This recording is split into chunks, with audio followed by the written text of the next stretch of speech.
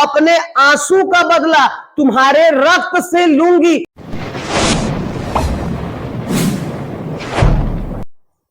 तो आइए आज हम लोग फिर से एक नए वीडियो के साथ जुड़ाव करते हैं और आज का जो क्लास है वो पीएच मान और अम्ल एवं क्षार पर आधारित होगा।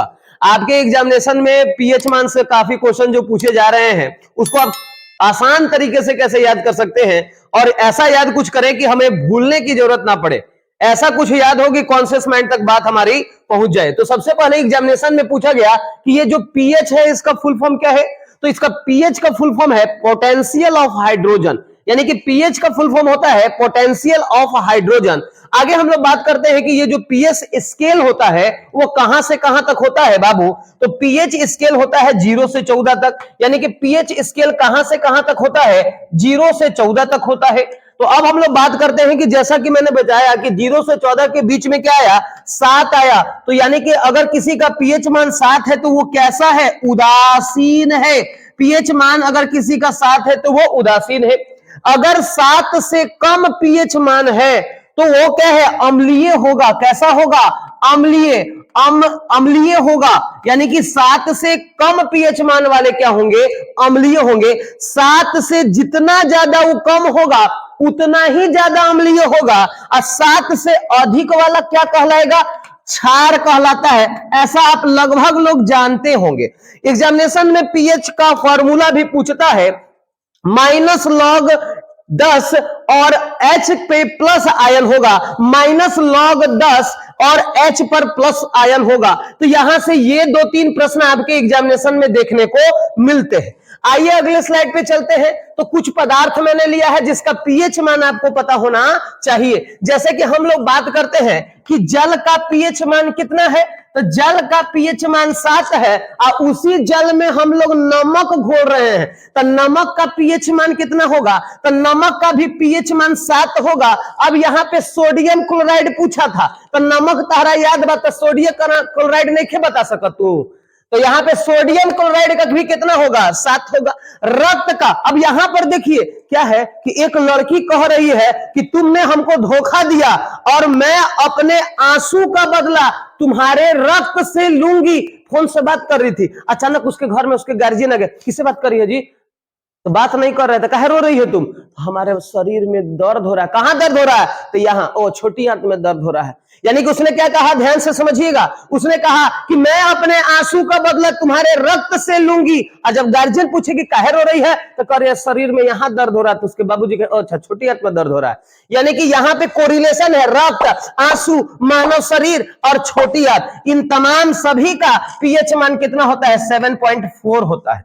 ऐसे होता क्या है, एग्जामिनेशन में जब पूछता है कि आंसू का पीएच मान कितना है, तो बच्चा 7.4 कहता है, नहीं होगा कि वो रक्त का है। ए बाबू देखो ना, 7 सिर्फ रक्त का नहीं, आंसू का भी है, और इसके बाद मानव शरीर का भी 7.4 होगा, और छोटी आंत का भी क्या होगा, यही होगा। आपसे क्वेश्चन एग्जामिनेशन में पूछ सकता है कि बड़ी आंत का पीएच मान कितना होगा, कमेंट करके बताइए, नहीं तो मैं अगले वीडियो में बताऊंगा। आगे हम लोग यहां पर बात करते हैं HCl, हाइड्रोक्लोरिक एसिड, HCl जो हमारे पेट में मौजूद है, और H2SO4 जो बैटरी में है। इन दोनों पर हम लोग बात करेंगे तो इन दोनों का पीएच मान कितना होता है, 1 होता है। आइए एक बार थोड़ा सा बात कर ले, जल का, पानी का पीएच मान 7 है, उसमें नमक डाल दिए हैं तो नमक का पीएच मान भी 7 है। किसका किसका, रक्त का, आंसू का, मानव शरीर का और छोटी आंत का, इन तो सभी का पीएच मान कितना बता रहा है, 7.4 बता रहा है। अगले स्लाइड पर आते हैं।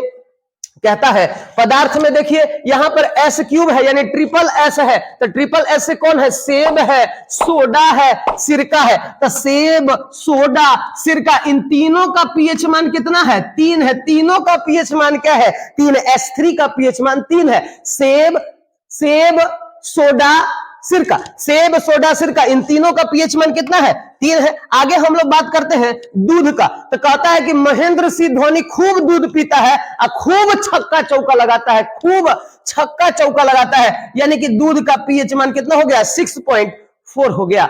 शराब का तो आपको पता है, पाउच पहले कितना में मिल रहा था, 2.28 रुपए, याद रखिएगा। याद यहाँ पे क्या होगा, 0.28 थोड़ा ना पीएच मान होगा, 14 तक होता है, तो 2.8। बियर का पीएच मान, बियर का पीएच मान होता है 5, शराब का पीएच मान 2.8, यानी पहले पाउच जो मिल रहा था, कौन छाप हमको ना पता, वो 28 रुपए में मिल रहा था, 28 तो होगा नहीं, यानी 2.8 होगा। बियर का पीएच मान, जो बियर कुछ लोग पी रहे हैं, उसका पीएच मान तो आप उसकी बोतल पे देखिएगा, जो उसका कैन होता है, तो उसमें कितना लिखा है, 4.5 पीएच मान लिखा हुआ है। चाय का, तो चाय का पीएच मान बाबू देखिए, चाय का पीएच मान 5.5। घर में आप जरूर घर में सुनोगे, बच्चा लोग को काहे चाय दे रहा है जी, दांत खराब हो जाएगा। अरे काहे खराब हो जाएगा, क्योंकि स्वस्थ मुंह का पीएच मान 5.6 से 7.9 के बीच होता है, तथा 5.5 या उससे कम पीएच होने पर दांत क्षरण होने लगता है। यानी 5.5 अगर पीएच मान होगा तो दांत खराब होने लगेगा। आगे कहता है नोट में कि किसी व्यक्ति के रक्त के पीएच मान में 0.2 परिवर्तन होने पर व्यक्ति की क्या होगी, यानी कि आपका जो रक्त है इसके मान में मात्र 0.2 का भी परिवर्तन होगा तो इंसान की क्या होगी, मौत हो जाएगी। तो चाय का पीएच मान 5.5, इसीलिए चाय पीने से दांत खराब होता है, लोग मना करता है। कॉफी का पीएच, कॉफी पीजिए, कोई दिक्कत नहीं है, इससे भी दांत खराब आपका होगा, जब होगा तब आपको पता चल जाएगा। अम्लीय वर्षा का पीएच मान 5 होता है, यानी कि कॉफी का पीएच मान, अम्लीय वर्षा का पीएच मान, ये सब हानिकारक चीज है। कितना होता है, 5 सिर्फ 5 होता है। कॉफी और अम्लीय वर्षा का कितना होगा, 5, और चाय का 5.5 होगा। आगे हम लोग बात करेंगे अंडा।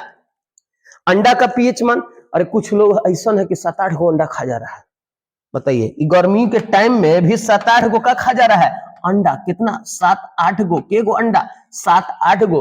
अंडा का पीएच मान 7.8। प्रीवियस ईयर क्वेश्चन है टूथपेस्ट वाला, कि टूथपेस्ट में तो हम तो पहले जानते थे कि नमक है, लेकिन अब टूथपेस्ट में पूछ रहा है कि टूथपेस्ट का पीएच मान कितना होगा। प्रीवियस ईयर क्वेश्चन है, कोई बता सकता है तो बताइए बाबू। इसका पीएच मान 8 होता है। कितना होता है, 8 होता है।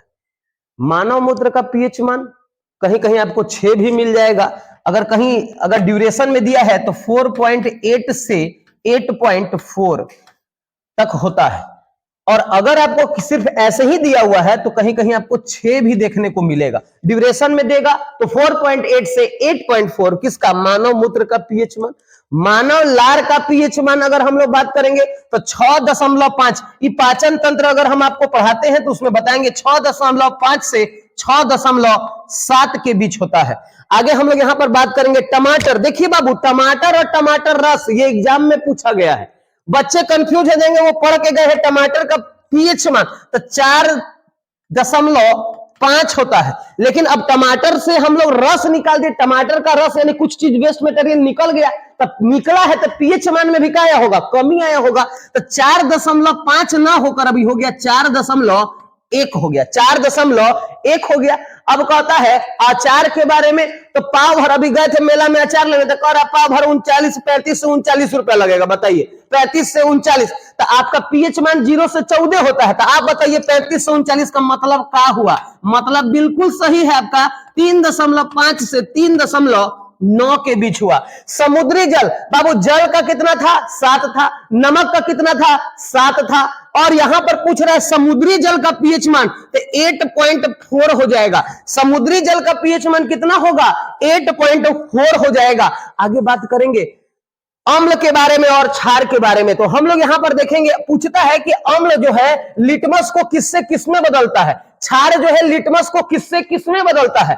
तो हम लोग एगो ट्रिक लिख दिए हैं, अनिल लिखे, यानी अम्ल नीले लिटमस को, किस लिटमस को, नीले लिटमस को किसमें बदल देगा, लाल लिटमस पत्र में बदल देगा, लाल में बदल देगा। यानी कि लिटमस पत्र पर अगर अम्ल गिराएंगे तो वो नीले को लाल में बदलेगा, और उसी लिटमस पत्र पर अगर क्षार गिराइएगा तो वो किसको, वो लाल को किसमें बदलेगा, लाल को बाबू किसमें बदलेगा, नीले में बदल देगा, लाल को नीला में क्या कर देगा, कन्वर्ट कर देगा। तो हमने कुछ आज आपको पीएच वैल्यू के बारे में बताया और उससे इंपॉर्टेंट कुछ पॉइंट्स बताएं। इसी तरह का वीडियो मैं लेकर आपके सामने लगातार उपस्थित होता रहूंगा। आज के लिए बस इतना ही, धन्यवाद।